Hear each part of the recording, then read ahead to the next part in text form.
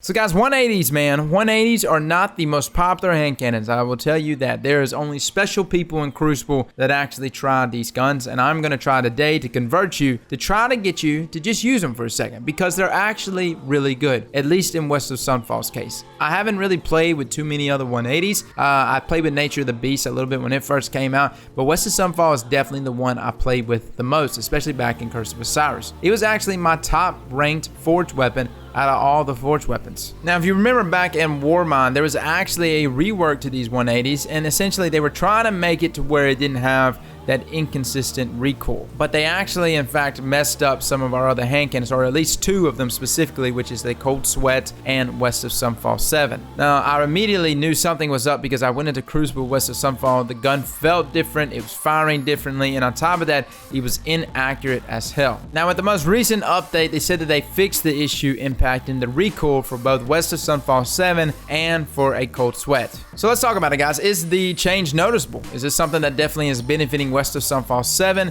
and is it a powerhouse weapon in Crucible? First off, let's talk about 180s and what's going on with them, at least for West of Sunfall 7. You can actually hit 50 a crit with these guns, meaning you have the ability to 4-tap players. Now, I was both happy and also concerned because I was thinking, man, wow, recoil in this game is already hell. And then, of course, you've got things like Bloom that's affecting a lot of our hand cannons, or was affecting our hand cannons a lot more, especially here on console. Now, with the most recent change to recoil on these guns, especially West of Sunfall, it has got to be the easiest weapon to land crits with.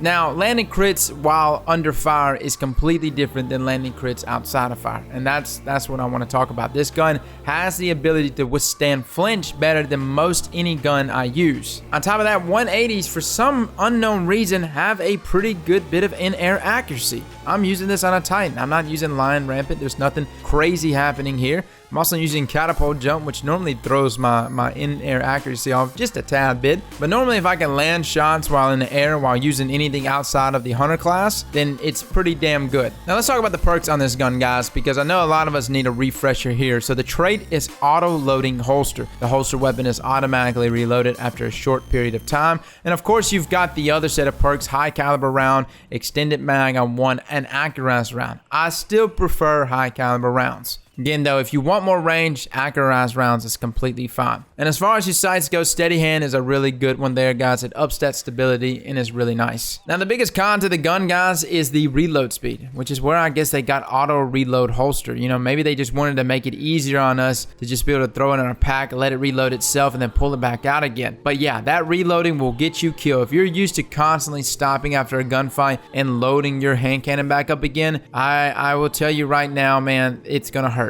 And not only is it going to hurt in that aspect, but the weapon's magazine size is only 11. Now, 11 doesn't necessarily seem that small, but in terms of a 180 round per minute hand cannon, you burn through that very fast. Essentially, the most you can get out of it is maybe 2 gunfights. So despite those cons, guys, how does West of Sunfall 7 perform in Crucible? Fellas, it's nasty. I mean, really. And I know that I say that for some weapons that are off the wall, and I normally say things like this whenever I'm very biased, and I will admit, I am biased when it comes to West of Sunfall. I will admit that, but listen to me. Look, I'm being honest with you. This hand cannon is good. You gotta give it a chance, man. Load yourself out a handling masterwork, maybe even a stability masterwork. It's completely up to you. I loaded out a handling masterwork on the sucker. Play your engagements one at a time, and you will eat people up. I think a lot of people forget that these hand cannons even exist. Granted, they were worse than what they are now, but they're a lot better. They're a lot more consistent, and they're some of the easiest hand cannons to use in terms of landing crit after crit.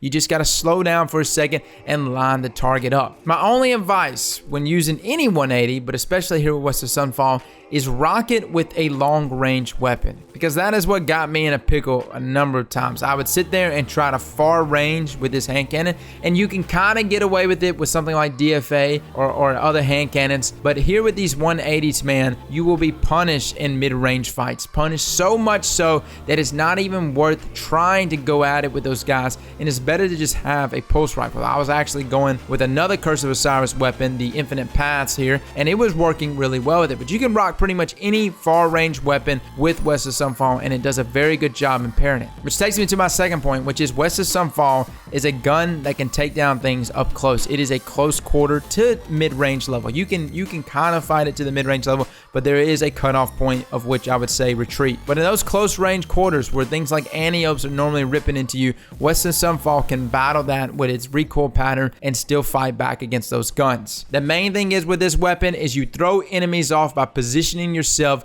just outside of what they're comfortable using their SMG at, and right close enough to where they are a little more uncomfortable using their scouts or their pulse rifles or whatever. So you sitting there just strafing back and forth and tagging them over and over again with this hand cannon is really going to mess them up. So that is West of Sunfall. I am a fan of this gun. I've always been a fan of it. I'm glad that it got the rework that it got, and it definitely shows with the most recent recoil pattern to it, guys. So fellas, get your hands on it, use it, dig it out of your vault. I had it in my vault, and on top of that, even if you don't have it in your vault, I'm pretty sure you can go and purchase the old forged weapons back. I don't think you have to grind it again. I'm almost certain you can go purchase them back. So go purchase it back and try it out for yourself, guys. You won't be let down. So fellas, I hope you enjoyed this video. Thank you all for tuning in for the stream today, guys. I'm live on Twitch every day of the week, man. We usually do some stuff like comp.